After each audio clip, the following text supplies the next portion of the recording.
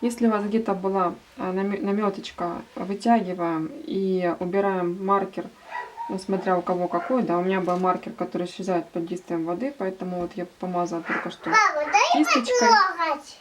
Поэтому я помазала кисточкой голубые вот места, которые были у меня. Вот здесь еще. И кисточка с водой убирает маркер. Это все нужно проделать перед тонировкой. Итак, настало время тонировки. И для этого возьмите для начала красный цвет масляной краски.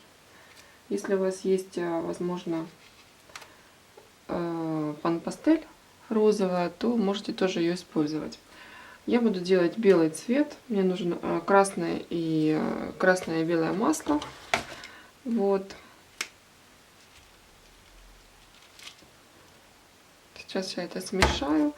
И буду делать такую как бы сборную лошадку из тех фотографий, которые я встречала в интернете, которые мне нравятся.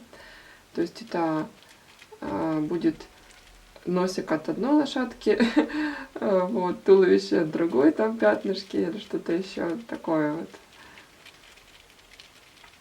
Так, и делаем светло-розовый. Когда вы там делаете какие-то оттеночные цвета, то, ну, вот, например, там серый, то очень немножко вам нужно взять серого, вот, так же, как вот здесь, совсем чуть красного. Вот, можно добавить, когда краска очень густая, можно добавлять разбавителя, когда она еле смешивается даже.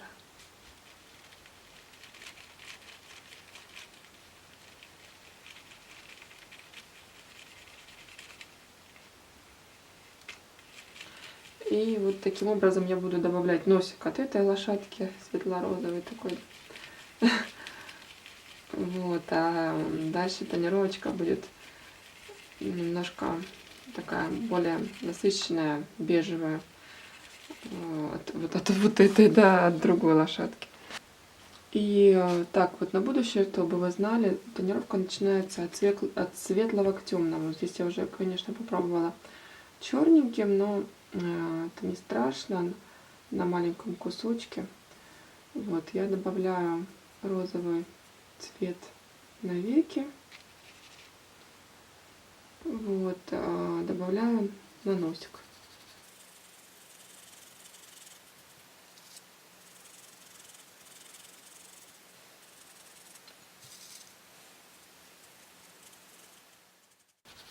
Выбирайте кисточку жесткую для тонировки. Это может быть синтетика или коза.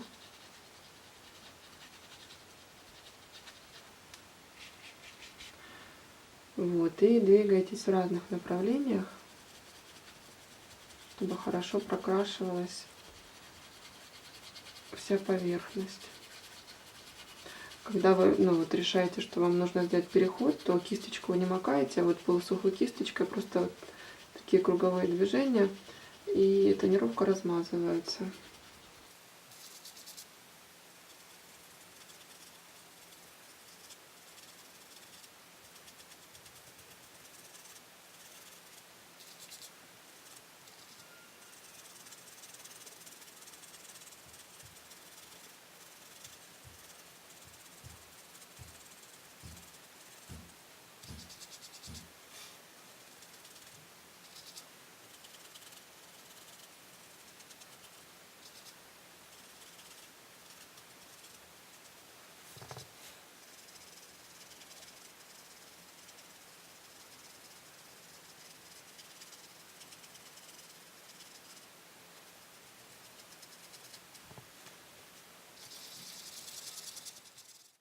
Можно немножко дотронуться до ушек, совсем слегка.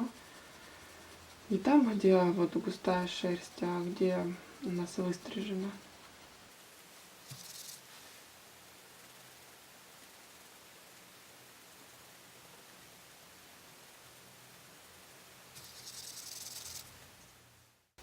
Так, сейчас я сделаю, чтобы уже было равномерно. Пройдусь по гладику черным. Вы можете это сделать масляной краской, тоненькой кисточкой, можно сделать это пан-пастелью.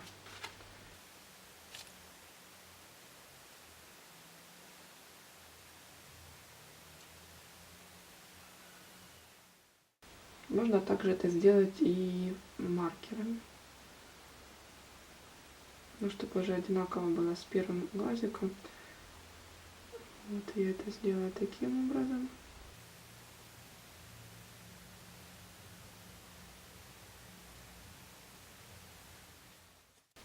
А теперь уже буду делать такие переходы с розовым, чтобы на одном и втором глазике было одинаково.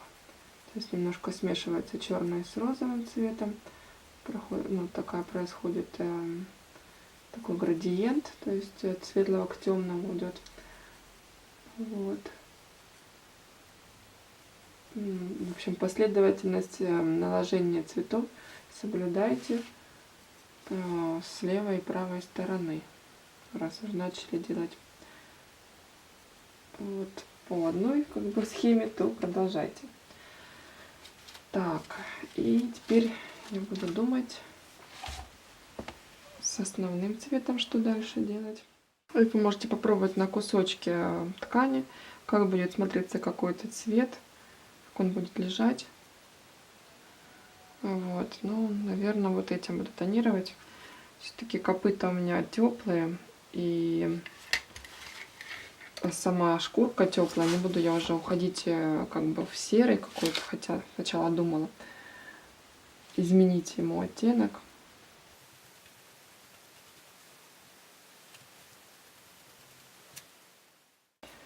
Пан-пастель, она очень хорошо держится на таком ворсе, на синтетике. Ее не смыть водой. Вот. И, в общем-то, я считаю, это хорошее преимущество для краски.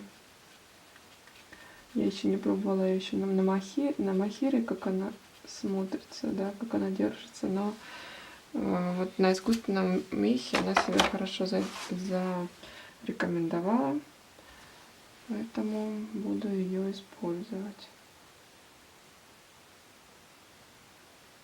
И вот этот цвет, который сейчас использован, очень хорошо подходит. Ну вот я тонировала зайчиков. И, в общем, хорошо получились. Не нужно было придумывать вот этот серый цвет. Какой-то серо-коричневый. Он такой же сам по себе. Этот цвет называется умбра натуральная.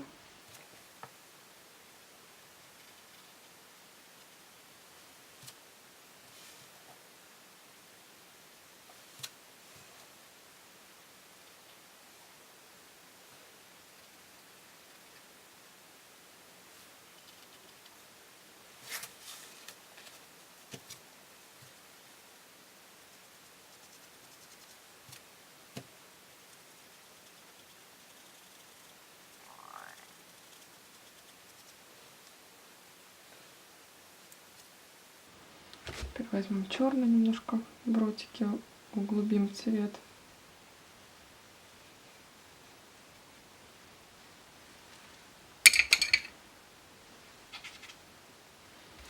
Желательно, когда вы тонируете, использовать несколько кисточек для разных цветов, чтобы по несколько раз там не отвлекаться на мытье какое-то. Вот, сушку кисточек, чтобы все у вас было в общем, в таком динамичном процессе.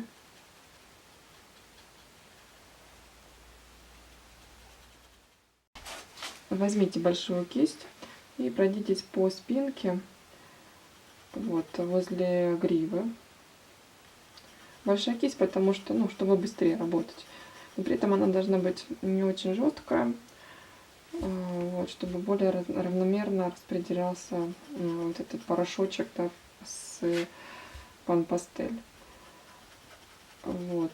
Можно вот так, смотрите, делать еще кисточкой по махеру, вот, который на гриве. И такой будет плавный, красивый переход.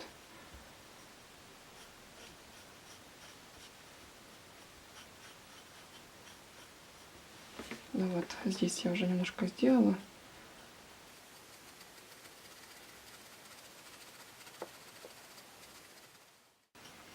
Ну и далее тоже двигайтесь, в общем-то, там, где вам хочется. Может, вы захотите пятнышки, может, вы их не захотите. Не знаю, как. Все по вашему желанию.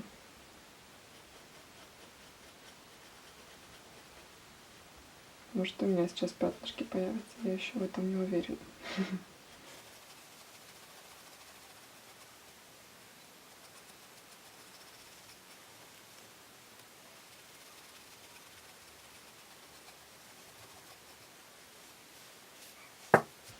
О, тут мне Настя уже украсила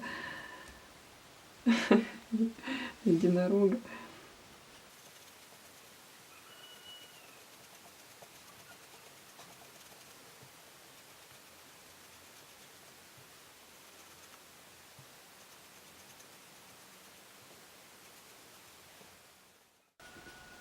Можно вот так, смотрите, видите, гриву отодвинуть и увидеть, что какие-то места не прокрашены, и хорошо их тоже прокрасить.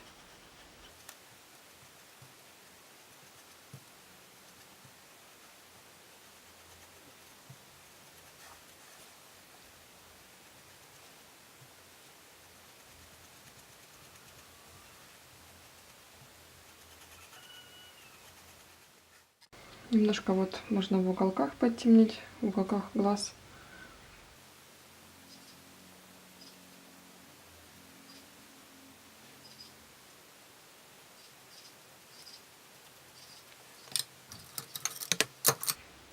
И можно сухой кисточкой, без ничего, там чистой, растушевать немножко.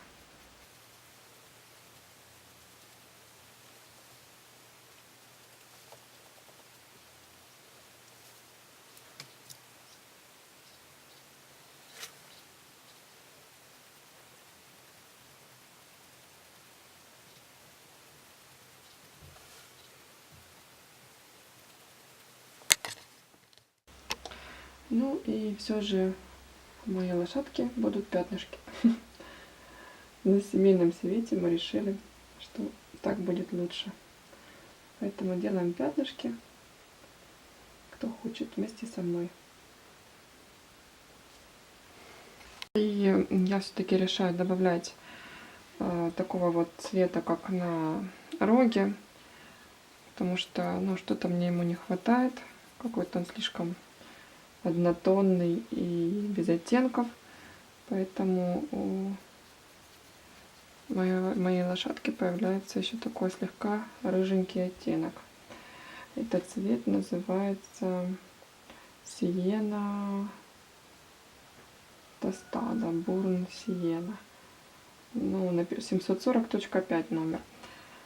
Не знаю, что, как это в переводе на русский. Сиена натурально. Нет, наверное, не натурально.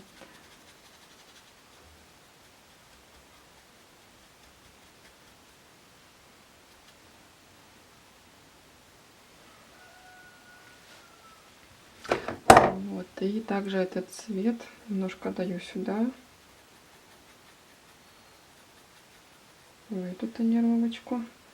И в каждое пятнышко буду тоже смешивать.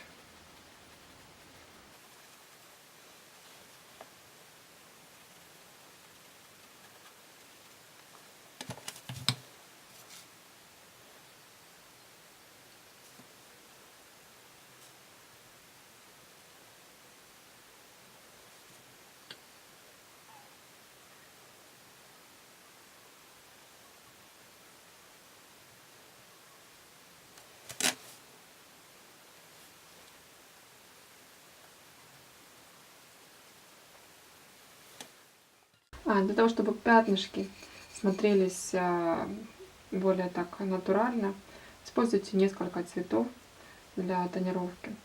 Вот, например, рыжий, да, такой под цвет рога и копыт, и умбра. Также очень хорошо помогает поставить маленькие пятнышки, маленькая кисточка. Да. Банально, но факт. Вот.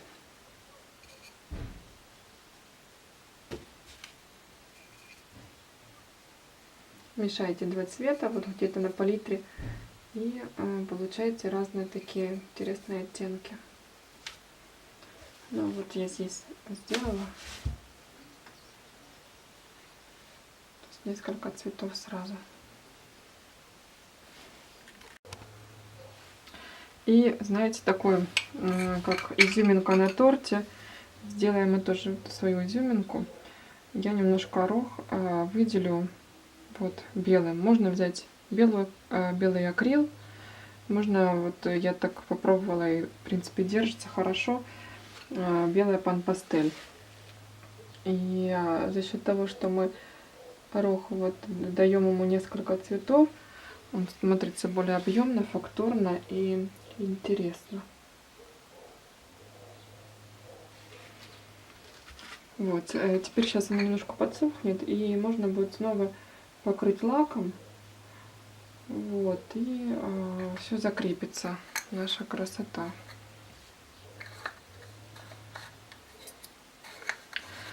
Ну что, остается, в принципе, что нам остается? Мне остается рассказать вам про оформление олененка вот, и сфотографировать единорога. И, собственно, мы с вами справились. Вот он такой красавчик.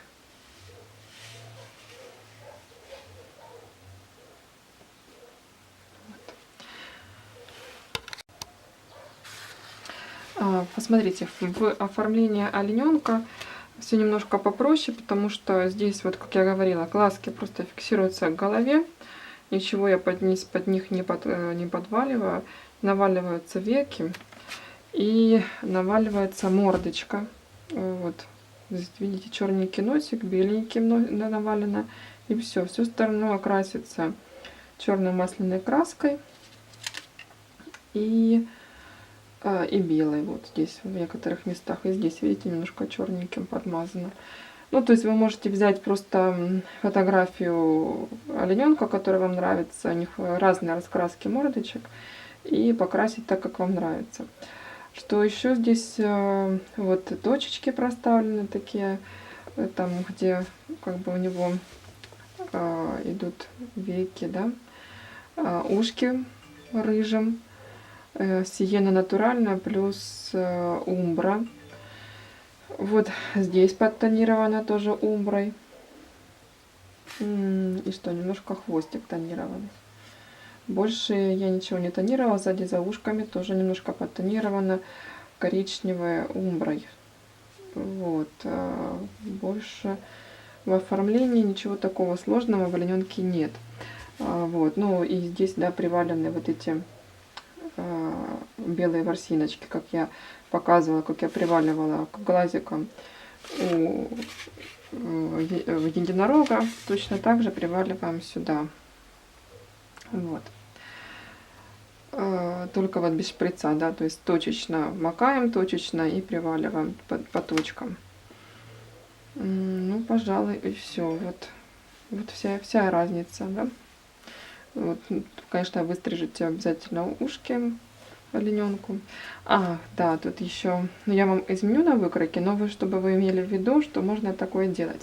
Изначально на первой выкройке у меня здесь не было белого, вот этого белой вставочки, и выкройка идет здесь просто рыжая, вот, и цеплялась как бы к голове, да. Но я поняла, что шея немножко узковато получилась. Я клин здесь вставляла, видите, отсюда, в первых моих работах, да, и шея получалась узковатая.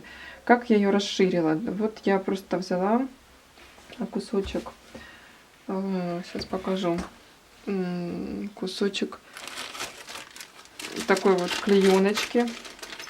Из файлика лучше не брать, потому что файлик, он не такой как бы пластичный.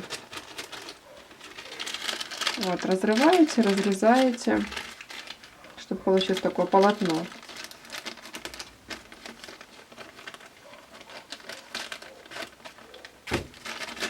Вот так. По центру фиксируете. Здесь и здесь по центру. И ну, вот с одного бока, то есть мы работаем с одной стороной, вторая нам не нужна. и сюда, да, фиксируете. Вот. Берете какой-то фломастер или ручку и рисуете. Вот центр отмечаете. Сейчас потемнее возьму, извините. Рисуете центр. Мы будем вырезать такой кусочек, который, чтобы нам, да, добавил этот объем и, возможно, там изменил цвет. Вот как у меня здесь был рыжий, потом я захотела белую сделать такую шейку. Намечаем точку, от которой мы хотим добавлять, да, и по которой нам нужно закончить. Вот.